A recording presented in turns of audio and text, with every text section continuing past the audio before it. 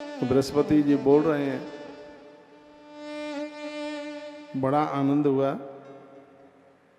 रेमस्तु यानि श्राद्धानि प्रोवाच ससबिंदवे तानि ते शणुकार्षेण नक्षत्रेषु पृथक पृथक। बृहस्पति जी बोले, यमराज ने ससविंद से जो विशेष नक्षत्रों में अलग अलग श्राद्ध करने के लिए जो कहा था, अब मैं उसे विस्तार से आप लोगों को बता रहा हूँ। गुरुदेव बृहस्पति जी महाराज ने नक्षत्र में कौन से नक्षत्र में श्राद्ध पड़ा और वह हमें करने का सौभाग्य प्राप्त हुआ, उसकी बात सुनिए। लिखने के लायक बात है, जिसे हर वर्ष आपको याद बना रहे। लिखा है, जो मनुष्य कृतिका नक्षत्र के योग में श्राद्ध कर्म करता है, वह अपनी संतान सहित सभी चिंताओं और व्याधियों से मुक्त हो जाता है। यदि श्राद्ध में कृतिका नक्षत्र पड़ जाए तो इसका फल क्या है? आप संतान औलाद की तरफ से आप हर प्रकार से मुक्त हो जाएंगे। कोई टेंशन, कोई चिंता नहीं रहेगी। कि कृतिका नक्षत्र में श्राद्ध करने की इतनी बड़ी महिमा है। श्राद्धम या कृतिका योगे करोति श्राद्धमाचरेत। जो श्रद्धा से, श्राद्ध का मतलब है जो श्रद्धा से किया जाता है। इसमें लड़ा नहीं जाता, झगड़ा नहीं किया जाता, इसमें बहुत शांति पूर्वक है। इसमें पूर्वजों को जिमाया जाता है। भोजन करते समय ना जीमने वाला बोलता है, ना परोसने वाला हल्ला गुल्ला करता है। जमीन में ब्राह्मण बैठ करके भोजन करता है, पुरखे तृप्त होते हैं। वो सब उतनी व्यवस्थाएं नहीं होती है। नहीं तो लिखा है, गौ माता के गोबर से पहले जगह को लीपो, फिर वहां अगल बगल में कुसा और तिल बिखेरो, ब्राह्मण का आसन लगाओ, दक्षिण की तरफ मुंह करके वो भोजन करे, ऐसा वर्णन किया। फिर उसे दक्षिणा दी जाए। इस विधि विधान के साथ में जब श्राद्ध होता है तो श्राद्ध अपना पूरा परिणाम छोड़ देता है। श्राद्ध की इतनी बड़ी महिमा है श्राद्ध की। तो कृतिका नक्षत्र में होने वाला श्राद्ध बड़ा अद्भुत है। कहा, श्राद्धम यह कृतिका योगे करोति सततम नर। फिर का, अपत्य कामो रोहिण्याम सौम्यनोज सत्वा भवेत् प्रायश क्रूर कर्मा तो चार्याम श्राद्धमाचरेत। तत्पश्चात कहा, संतान की अभिलाषा रखने वालों को रोहिणी नक्षत्र में श्राद्ध जरूर करना चाहिए। भले ही कोई तिथि नहीं पड़ी है, नारी की, पुरुष की अंदरूनी बीमारियां खत्म हो जाती हैं जिनकी वजह से संतान को जन्म नहीं हो पा रहा है।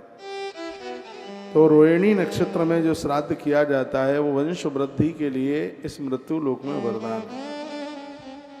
आपके घर में पंचांग है या मोबाइल पर भी आप देख सकते हैं, गूगल भी आजकल बता देता है पत्र, तो देख लेना कि रोहिणी नक्षत्र में कौन से दिन श्राद्ध पड़ रहा है। भले ही घर में किसी की तिथि नहीं है तो भी किसी ब्राह्मण को बुला करके उसको भोजन कराना, उससे आशीर्वाद लेना, कहना, प्रभु हमें आशीर्वाद दीजिए, हमारे यहाँ एक बच्चा आकर के खेले। इतनी बड़ी महिमा है। संतान की अभिलाषा रखने वालों को रोहिणी नक्षत्र में अवश्य में श्राद्ध करना चाहिए। श्राद्ध भी एक बहुत बड़ा विज्ञान है। फिर कहा, मृगशिरा में श्राद्ध करने वाले को तेजस्वता प्राप्त होती है और वह धन धान्य से पूर्ण हो जाता है। यदि कोई झगड़ालू स्वभाव का है, आद्रा नक्षत्र में श्राद्ध करने से वह व्यक्ति बड़ा दयालु हो जाता है।